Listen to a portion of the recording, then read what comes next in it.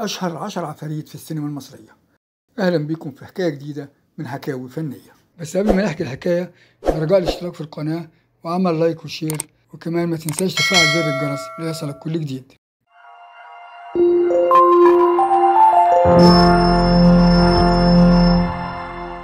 قدمت السينما الأمريكية أفلام رعب كتير، والسينما المصرية مشيت على نفس خطوات السينما الأمريكية وقدمت عدد من أفلام الرعب، ولكن وفقا لإمكانيات السينما المصرية. فقدمت عدد من الأفلام اللي ظهر فيها شخصية الجني أو العفريت، ومن أشهر الأفلام دي واحد سفير جهنم. وفي الفيلم ده اللي قام ببطولته الفنان يوسف وهبي لعب فيه شخصية شيطان مهمته بتتلخص في انه يجذب البشر ناحية الهلاك وياخدهم معاه لجهنم. وفي الفيلم ارتدى يوسف وهبي عباية وقرون ونياب بتتناسب مع شكل الشيطان او الشكل المتخيل للشيطان.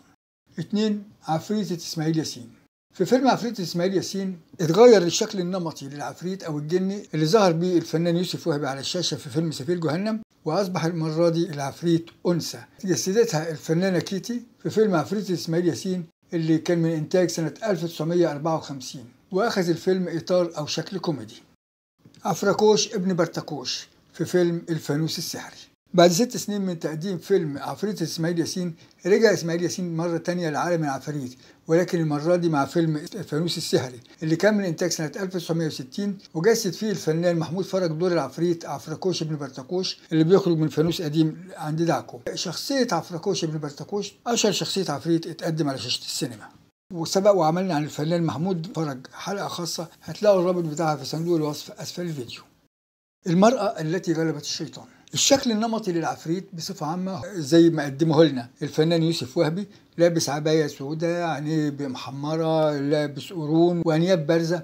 لكن في فيلم المرأة التي غلبت الشيطان اللي كان من إنتاج 1973 عن قصة للكاتب الكبير توفيق حكيم، جسد دور الشيطان الفنان الكبير عادل أدهم، واللي قدمه بصورة مختلفة تماما، فقدمه في صورة عصرية وشيك. بتدور قصة الفيلم حوالين الشيطان اللي قرر انه يعقد صفقة مع امرأة قبيحة جسدت شخصيتها الفنانة نعمة مختار، صفقة متبادلة يديها الجمال وفي المقابل بتكون روحها ملكه بعد ما تموت. ووافقت نعمة مختار او شفيقة في الفيلم على الصفقة مع الشيطان أدهم، لكن قبل ما تموت تابت ورجعت لربنا سبحانه وتعالى واتغلبت على الشيطان.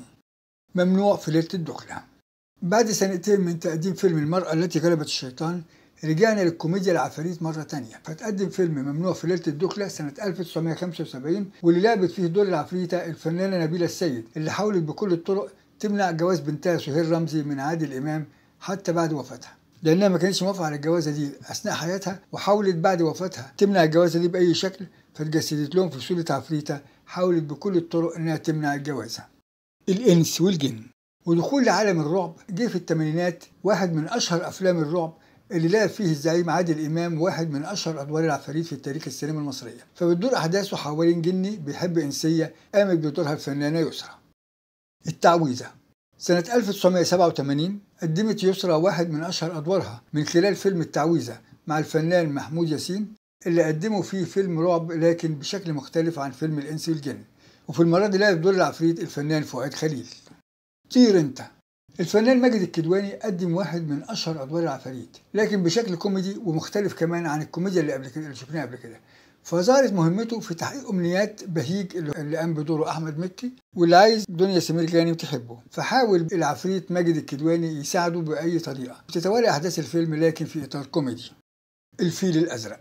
أما فيلم الفيل الأزرق بجزئه الأول والثاني واللي حققوا إيرادات قياسية، عانى فيه كريم عبد العزيز من العفريت اللي بيعاني منه خالد الصاوي في أحداث الجزء الأول من الفيلم، أما في الجزء الثاني فتكررت المعاناة مع الفنانة هند صبري. دي كانت أشهر الأفلام اللي اتجسد فيها أو اللي جسدت شخصية العفريت أو الجني على الشاشة المصرية. من فضلك إذا عجبك الفيديو شرفنا بالاشتراك في القناة وعمل لايك وشير، وكمان ما تنساش تفعل زر الجرس ليصلك كل جديد. شكرا، السلام عليكم ورحمة الله وبركاته.